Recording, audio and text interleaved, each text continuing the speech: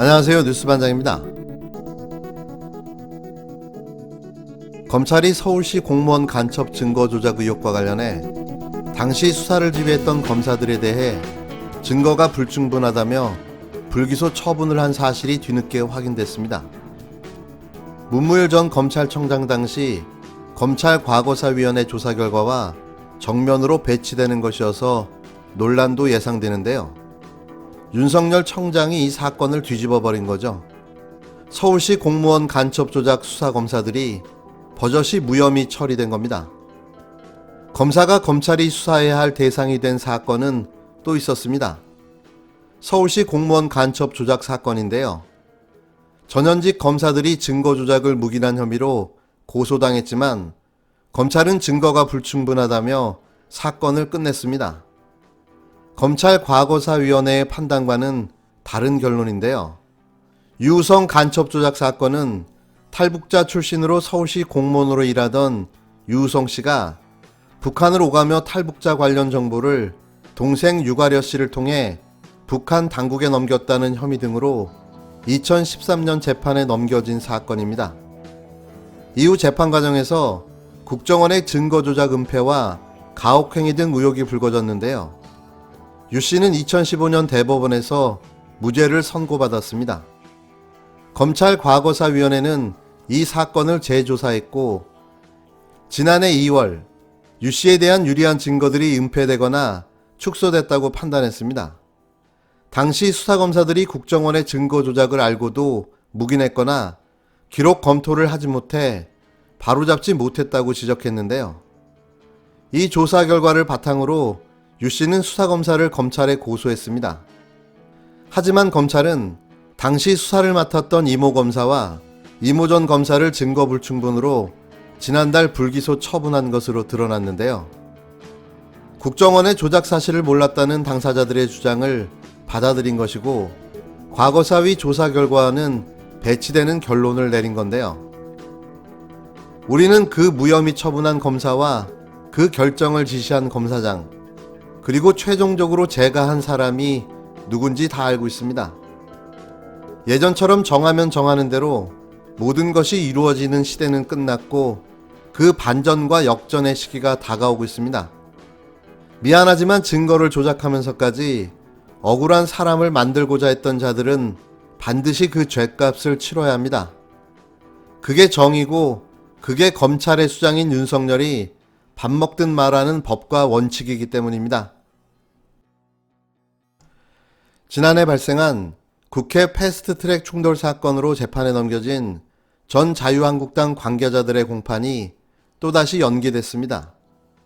변호인 측이 혐의가 불명확하다거나 증거 수집 절차가 위법하다며 문제를 제기했기 때문인데요. 이에 검찰이 최이배 전 의원 감금 등의 사건부터 공판을 진행하자고 방안을 제시했지만 결국 공판 준비 기일을 한 번 더 여는 것으로 결정이 나고 말았습니다.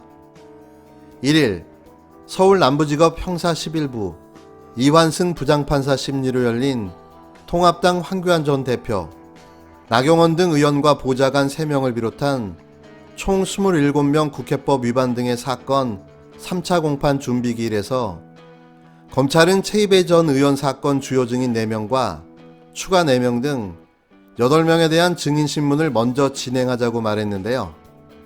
재판에 넘겨진 27명은 패스트트랙 충돌이 벌어졌던 지난해 4월 25일에서 26일 최 전 의원을 감금하거나 의안과 사무실, 정개특위 사개특위 회의장을 점거하고 스크럼을 짜 막아서는 등의 방법으로 민주당 의원과 의안과 직원 등의 법안 접수 업무와 회의 개최를 방해한 혐의를 받고 있습니다. 공판 준비 기일이 3번이나 진행된 만큼 재판부는 재판이 빠르게 진행돼야 한다는 의견을 밝혔는데요. 이를 두고 검찰과 변호인의 신경전이 벌어지기도 했습니다. 변호인 측은 검찰의 공소장에는 어떤 피고인이 어떤 행위를 해서 기소됐는지 구분이 되어 있지 않다며 혐의를 명확하게 구별해달라고 요청했는데요. 이어 예를 들어 황교안 전 대표의 경우 최 전 의원 사건에서 소리를 질렀다거나 감금 지시를 한 것처럼 적혀 있다며 마치 자한당을 범죄단체처럼 표시하고 공소 사실을 기재한 부분이 있는데 이런 행위가 정확히 어떤 범죄에 해당하는지 공소 사실이 측정되지 않았다고 밝혔습니다. 또한 증거인 동영상 입수 과정 등에서 문제가 있다며 증거 수집 절차가 위법하다면 혐의의 실체가 없다며 압수수색 절차의 적법성을 확인해달라고도 요청했는데요. 이에 검찰 측은 황 전 대표의 경우 최 전 의원 사건 피고인이 아니다. 변호인 측에서 공소장을 정확히 파악하고 말해달라며 또 변호인 측 의견서도 오늘 아침에서야 제출받아서 아직 읽어보지 못한 상황이라고 재판의 연기를 검찰 탓으로 돌리지 말라고 주장했습니다. 이어 재판 진행을 위해 사건을 나눠서 최 전 의원 관련 사건을 먼저 진행하도록 하자고 말했는데요. 이날도 재판 일정이 구체적으로 정해지지 않아 재판부는 공판 준비 기일을 한 번 더 진행하도록 하겠다며 다음 달 6일 10시 30분에 4차 공판 준비 기일을 잡았습니다. 이와 함께 검찰과 변호인 측에 재판 관련 일정 계획표를 제출해달라고 요청했는데요. 이날 열린 공판 준비 기일은 정식 심리에 앞서 공판 사실에 대한 검찰과 피고인 측 입장과 쟁점을 정리하고 심리 계획을 세우는 절차입니다. 공판 준비 기일에는 피고인이 직접 재판에 출석할 의무가 없는데요. 이에 따라 이번 재판의 피고인 27명 모두 법정의 모습을 드러내지 않았습니다.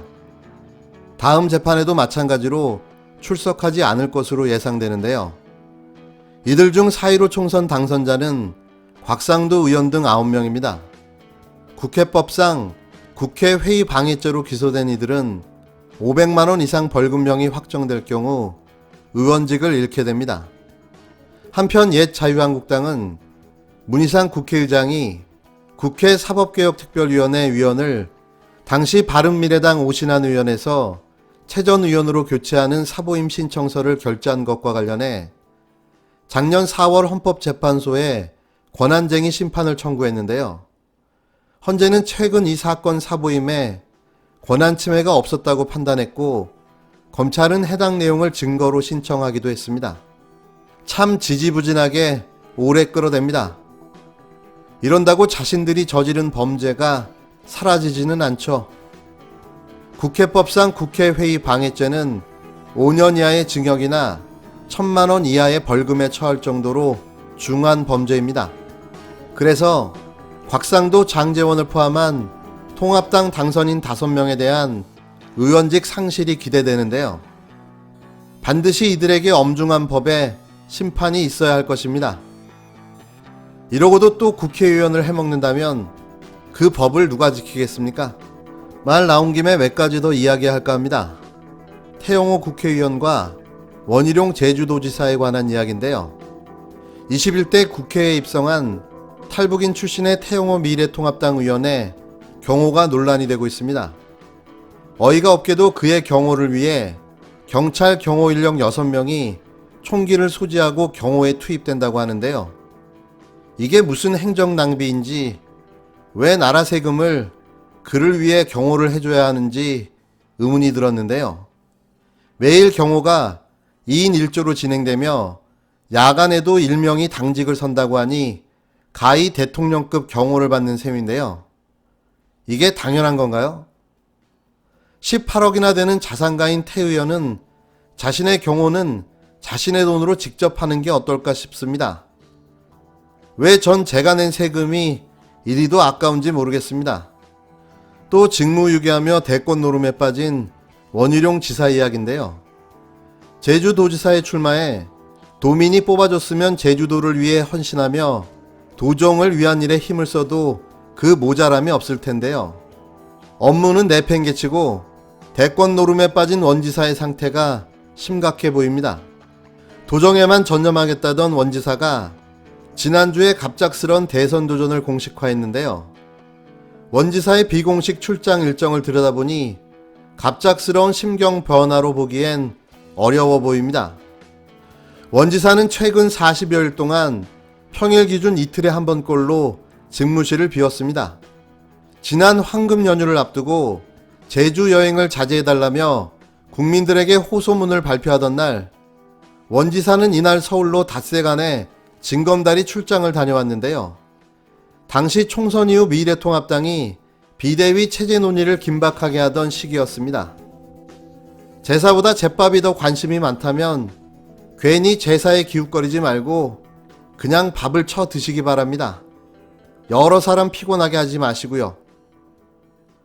21대 국회가 개원했지만 여전히 달라진 건 없습니다. 미래통합당은 여전히 자신들의 밥그릇을 지키기 위한 농성 중인데요. 대체 언제쯤 정신을 차릴까요? 없어지는 것만이 답인 듯합니다.